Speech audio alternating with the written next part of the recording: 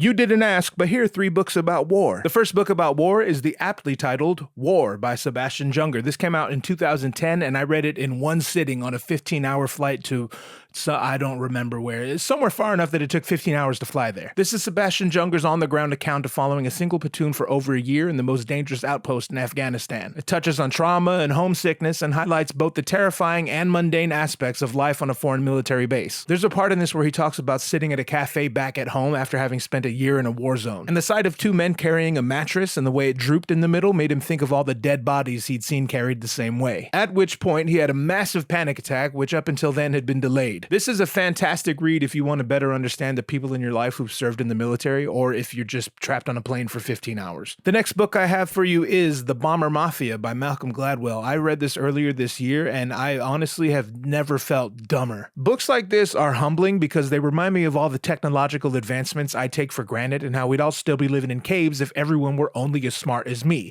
and probably you. No offense, you idiot. This is all about the development and perfection of precision aerial bombing. Sound boring? It's not. It seems as soon as a guy invented the airplane, another guy decided to drop bombs from it, and I admittedly had never considered all or even some of what goes into such a feat. Again, I'm a stupid idiot. I'm a dummy. The example he gives is imagine driving 100 miles an hour on the highway and throwing a bottle out of your window and trying to get it into a trash can on the side of the road. Now imagine you're going 500 miles an hour, the trash can is moving, and you're so high in the sky that you have to account for not only the curvature of the earth, but the rotation of the earth. Also, it's 1940 and people are shooting guns at you. This is an absolutely fascinating book, and the stories in it are great too. The last one I have for you is honestly a brutal read. This is The of Nanking by Iris Chang. I don't know if I'm allowed to use that term ever since the internet became the very police state it used to stand in opposition to. However, I am allowed to use the term grape. So we'll say grape instead of the other one. I mean, I would never grape anyone. This book talks about the mass murder and mass grape of Chinese civilians by the Imperial Japanese Army. Furthermore, it talks about the lengths to which the Japanese government went to cover up the atrocities. And trust me,